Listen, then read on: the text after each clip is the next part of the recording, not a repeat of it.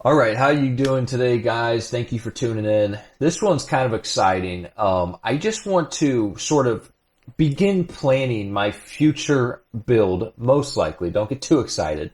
I want to get a shop and some land first. I don't want to keep trying to do this out of an apartment complex. But I want to plan my future build. If, I were to get another Humvee, what would I do? And I would really jump in head first. It's kind of just in my nature. I'm not going to do something that's 50% of what I want. If I was going to do it again, I would do it right. So I hope this video is helpful. I hope you guys enjoy it. Maybe it'll help you kind of decide what you want to do. I've been around the block a couple times with this, and I know what's good. I know what sucks, that type of thing. So let's just dive into it, right? Such a cliche YouTuber thing to say. Let's just dive into it. And I want to track costs on this too. I should have mentioned that. So I want to track what this is going to cost. So to start out, I would like to get the newest generation trucks. I think you might call them A3 trucks or whatever. I'm not a Humvee expert. The reason for that is two things. One, as far as I know, they are all turbo diesels, or at least a lot of them are. The 6.5 was not terrible, but it just needed a little bit more to be, more practical as a civilian vehicle. I think a turbo on there would help a whole lot and make it way more fun to drive every day. So I'd want that. And the second thing, I don't know if you can see it here. This vent exists right here because that's an AC condenser. They put it all the way back under the rear fenders, which is pretty cool. And basically that allows you to, have AC. So it has a factory AC. I would probably have to recharge it. I'm sure it's, not working or whatever. But I really like that as opposed to those ugly red dot AC systems, or, some kind of third party, aftermarket system, which can be really expensive or, kind of ugly. So I'm just looking at this truck. I want to show you what the AC looks like from the inside. But that's sort of what they look like from the inside. So, and it's missing the vent. Man, this thing has been through some stuff. But you can clean that up, I think, and make it look halfway decent. It's cool having that form-fitted AC duct right there that takes a lot of, work out of it, a lot of the ugly factor out of it. So I really do like that. And then the third reason, which I heard this from my buddy Dakota, he's got a channel called, I think it's just called Dakota Wood, does a lot of Humvee stuff, so check him out as well, is these are supposedly a little bit higher clearance. So it really looks like it in these pictures, even though he's got some flat tires. I know for a fact my A2 truck did not have that much fender clearance there. So, I'll get into this a little bit later, but that would allow me to run even bigger tires than what they come with, and the turbo would give me power to, run those tires as well. So I'm not saying I would buy this one in particular. This looks like quite the project. I don't think I would buy this one, but I would get something like this, and I'm just trying to do some price checks here. So that was $11,000. I think this is currently listed. It's got a really bad looking hard top and a weird aftermarket rear thing. Oh, this is sold. So that sold for $9,600. Yeah, same type of deal here. So engine's not working. My theory on these maybe is, most of these trucks should still be in service, being this new. So maybe these ones are being auctioned off because the Army or the Marine Corps deemed it wasn't worth the time to fix them. That's just my guess. So, hopefully by the time I have my own shop and extra, some land and stuff, some of these will be old enough to be phased out and be auctioned off in nicer condition for this. These are going for a pretty penny right now. I mean, we're looking at, this one went for 10 and it looks really rough. Let's just set aside about 20,000. I think is pretty generous. Hopefully I can pick up one of the latest generation trucks for about that much. So 20,000 start cost, I think, for a good, decent platform. I do like to start with a decent truck. You know, if this is going to be a big part of my channel, I don't really want to buy some wretched old, you know, 3-year long project or anything like that. So let's move on. So what I would want to do is one of two things. I'm not totally decided. I would either want to do a two-door like this, which I think is really actually pretty cool, or I'd want to do a slant back. Yeah, it would look like this, and I think I would paint it actually this color, almost exactly like this, if I was going to do a slant back. I'm leaning more towards the slant back just because it's so dang cool. You know, to me, when I picture a Humvee, this is really what I picture. I mean, these things are just freaking awesome. And you have, you know, a lot of storage capability in there. Ideally, your stuff won't get wet. It probably still will because it'll probably leak. But these are just really cool. This one went for 30. Obviously, it wasn't turbo or anything like that, but it is the slant back. So I would either try and get a factory slant back like this one, or I would get an aftermarket kit.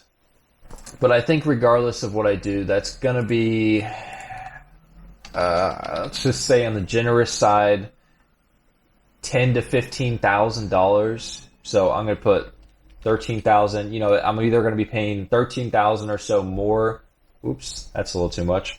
I'm either going to be paying 13,000 or so more for the slant back Humvee, or I'm going to buy a kit, and that's going to be about 13 grand. So then the next thing I would definitely want to do, assuming, you know, I'm not even going to, let's just set aside, actually, I want to be practical here. So for maintenance and new parts, let's set aside $5,000. I mean, it really does cost this much, guys.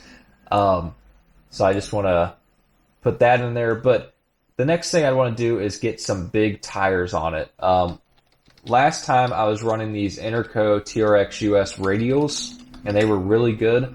I think I would want to stick some 40s on it this time, just because that would be freaking sick. Let's see if they make 40s in this size.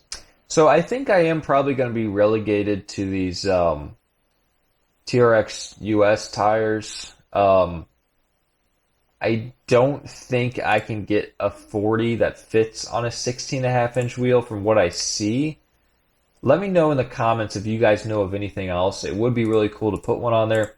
37 is obviously still pretty good. But we're going to have to probably get 5 of these. I do always like to have a spare. So let's see what this would cost. I've already got some in my cart, you can see. So I don't know what the difference is between RXM 32 and RXM 33. But we're looking at about $2,200 just for tires. A couple of reasons I want to do that. So those tires are amazing off-road. When you deflate them down to about 15 PSI, they will go over literally anything. They are awesome tires. 2, they're going to last a very, very long time. You know, I had barely any wear at all on the ones that were on my previous Humvee. And 3, the stock Humvee tires are really not good. They're terrible in the snow, like very dangerous. They're prone to blowouts. You know, most of them are old. You can get new Humvee tires for cheap, but most of them are going to be very old. And if you watch Weston Champlin's video of him coming back from wherever he bought his Humvee from, I don't remember, he had like 3 blowouts. So I'm not a big fan of running those tires, and I want to take the wheels apart and get the run flats out of them anyway, because that makes a Humvee ride rough, and it keeps it so you can't deflate the tire because you'll hit the run flat, and you know it'll defeat the whole point of deflating a tire for off-road. Alright, so for the exterior of the Humvee, I think I would go with some Monster Liner, as it's called. This stuff's really good. Before I used Raptor Liner, it held up okay. I used this on the inside, but it did wear out in certain spots. I wasn't super impressed. This Jeep I just bought has this Monster Liner stuff on, and the difference is you roll this on with a roller instead of spraying it on. And it just seems like it went on way thicker. It looks a lot better. I would do something like dark green, maybe olive drab type color. Just something real simple that looks kind of still military. I made the mistake of painting the last Humvee, and that was horrible. All the clear coat came off. It got scratched to heck.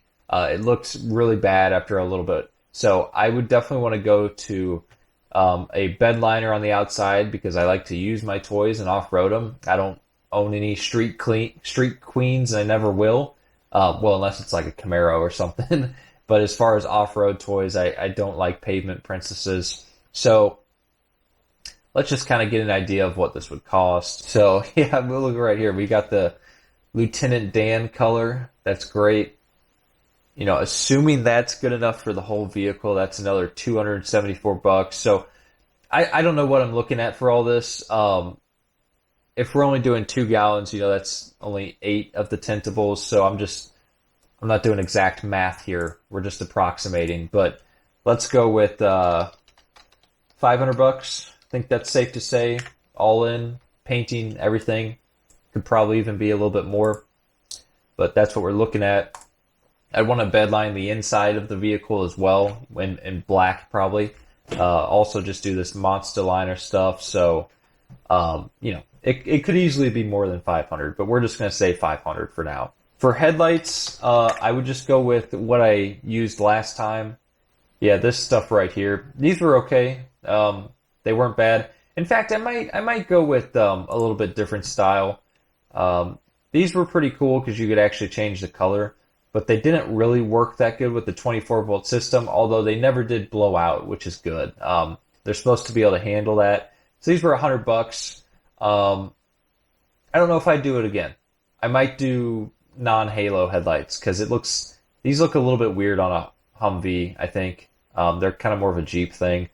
But regardless, let's just budget $150 for headlights, I think.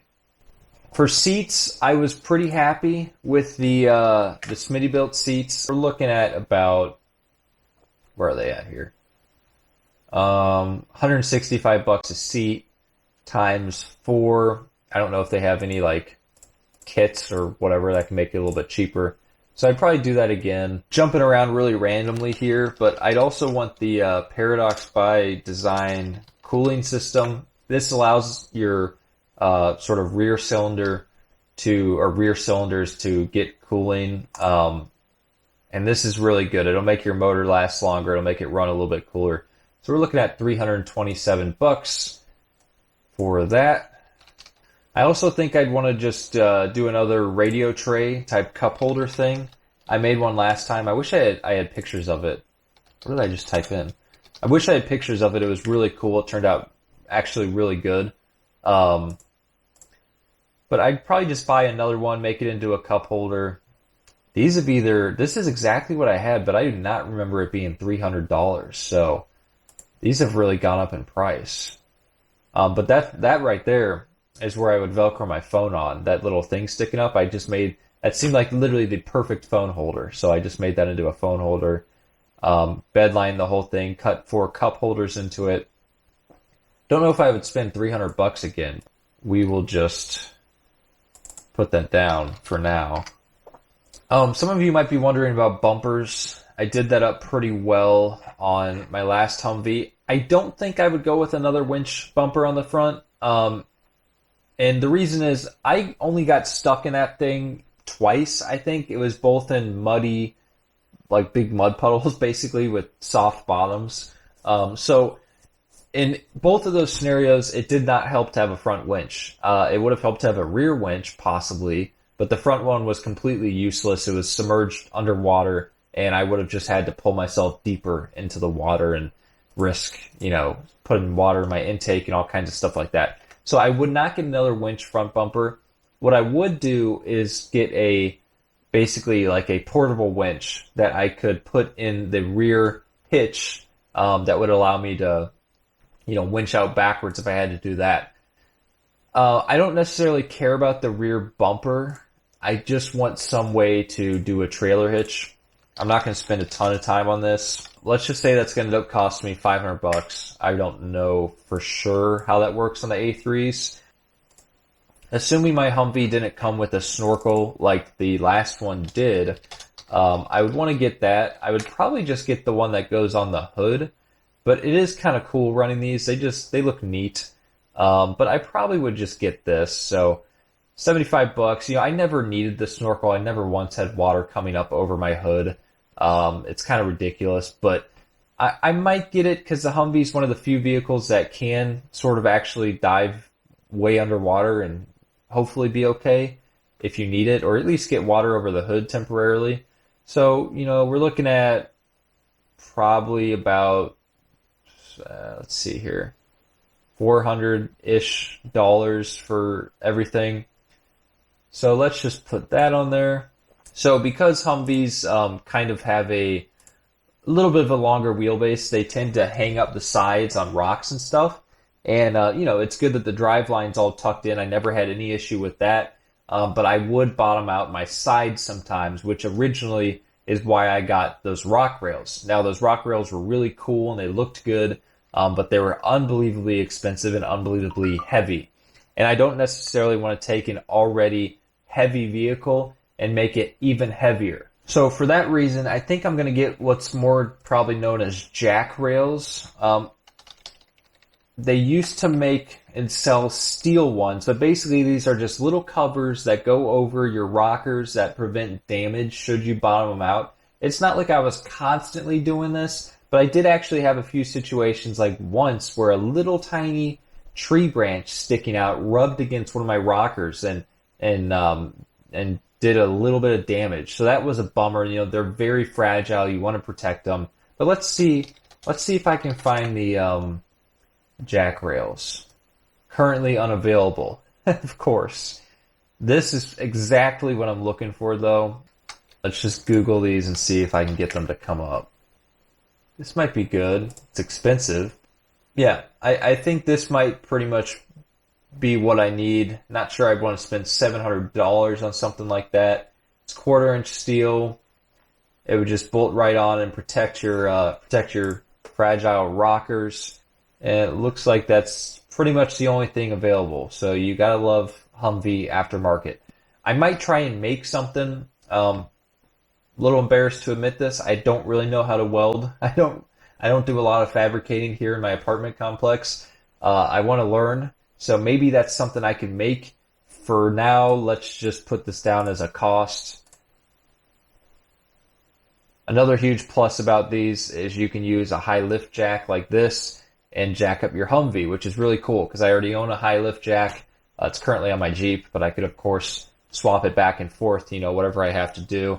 But that's really cool. You know, it's good when you can actually use your high lift jack. It's pretty funny. Anyway, I digress. But yeah, guys, I think that's, other than that type of stuff, I think that's about it. Whoa.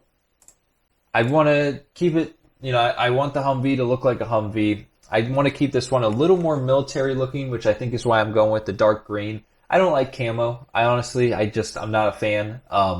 It's not my thing, you know, unless you're hunting, right? I don't really like camo cars. I think it looks tacky. So I think I'd go with the dark olive green bed liner. I think that would look really sick. And just keep it somewhat stock, you know. I think a Humvee should look like a Humvee. So let's just look at the total cost here. Kind of afraid to see this. This is going to be a lot. It's not as bad as I thought. So we're looking at $45,000 for everything all in. You know, if I bought an A3 truck, if I put a slant back on it, perform the maintenance that I would, on average, probably need to perform. And I don't got to run through all this, but you know, the creature comforts and amenities that I want to add, we're looking at about $45,000. If I remember correctly, on my last one, I think I had about $37,000 into it. Really, this is pretty dependent on the price of the Humvee itself. So this could vary a lot. You know, potentially this could be more like $30,000. I don't know. Then it could be up to like $54,000, that type of thing. You know, we're looking at like new Ford Bronco territory there. But I think for the channel, it'd be really cool. I think people really love these Humvees, and not to mention they're really capable. I mean, I have no qualms about saying a Humvee like this that I want to buy would probably be a lot more capable than a new Bronco. Even the Bigfoot edition, whatever it is, these things are insane. Yes, they have like no flex, but the ground clearance is crazy. Weight distribution is insanely good. They go up anything without really trying. So, hope you guys enjoyed the video. That's all I got really. Let me know if I missed something blatantly obvious, whatever it might be. What you would recommend, what your Humvee, your dream build would look like. But I think this is kind of the foundation of what I hopefully will be doing at some point in the future. A lot of positive feedback. Thank you guys so much for the support. We're almost at 10,000 subscribers, but I can tell you still want to see Humvee content, and I think I want to give it to you guys if I can. So it'll be a while, but stay tuned. The Humvee stuff is not gone forever. But thank you so much, guys. I'll see you in the next one. Goodbye.